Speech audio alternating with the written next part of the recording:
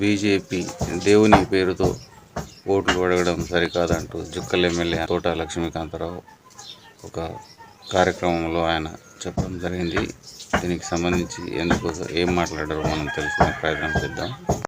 BJP గురించి ఆలోచిస్తేనే నాకు నిజంగా ఆశ్చర్యమవుతున్నది. ఒక కాలంలో మన అటల్ బిహారీ వాజ్పేయి ప్రధానమంత్రిగా ఉన్నప్పుడు ఒక్క సీట్ కోసం ఆయన ప్రధానమంత్రి పదవిని వదులుకున్నాడు అటల్ బిహారీ వాజ్పేయి.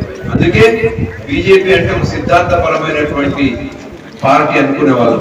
ఇప్పుడు చూస్తే 4 సీట్ల నుండి మెజార్టీలో కూడా వీళ్ళ అధికార బలంతోని మదంతోని ప్రభుత్వాలను పడగొట్టి వీళ్ళ అధికారం చేస్తున్నారు. అంటే మీరు అర్థం చేసుకోండి, న్యాయము ధర్మము బీజేపీలో ఎక్కడ పోయింది. ఇప్పుడు మన దగ్గర హిమాచల్ ప్రదేశ్ కూడా వాళ్ళు అన్యాయంగా ఎమ్మెల్యేలను కొని ప్రభుత్వాలను కూడగొట్టడానికి ప్రయత్నం చేస్తున్నారు. సిద్ధాంతం ఎక్కడ పోయింది అని చెప్పేసి ప్రశ్నిస్తున్నా. ఒకటే విషయం, 2 మార్వాడులు గుజరాత్ వచ్చి ఢిల్లీలో దుకాణం పెట్టిండ్రు. ఆ దుకాణం వాళ్ళందరినీ కూసుకున్నారు. దయచేసి ఆలోచించండి.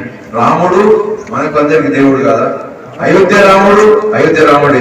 మన భద్రాచలంలో రాముడు ఉన్నాడు, మన ఇంట్లో కూడా రాముడు ఉన్నాడు. మనం ఎన్నడూ కూడా రాముడిని చూపించి ఎవరన్నా ఓట్లు అడిగిండ్రా? ఏ దేవుడిని అన్న చూపించి ఓట్లు అడిగిండ్రా? అడగలేదు. బీజేపీ చేస్తున్న దుర్మార్గం అది. దేవుణ్ణి చూపించి ఓట్లాడుతున్నారు. అది చాలా తప్పు.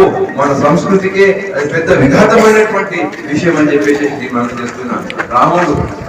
రాహుల్ గాంధీ కూడా రాముని మొక్కుతాడు, లక్ష్మీకాంతరావు రాముని మొక్కుతాడు, మీరందరూ రాముని మొక్కుతారు. అట్లయినంత మాత్రాన బీజేపీ కోట్యాలను అవసరం ఏమంది? బీజేపీ ఏమన్నా రాముని ఏమన్నా వాళ్ళు పైసలు ఇచ్చి పొందుతున్నారు? నాకు అర్థం కాదు. రాముడు అందరి దేవుని జాగాలనే ఉంచాలి, దేవుని జాగాలో ఉంచాలి. లేకపోతే ఆయన పవిత్రత పోతుంది. ఆ విషయం వాళ్ళు అర్థం చేసుకోవాలి.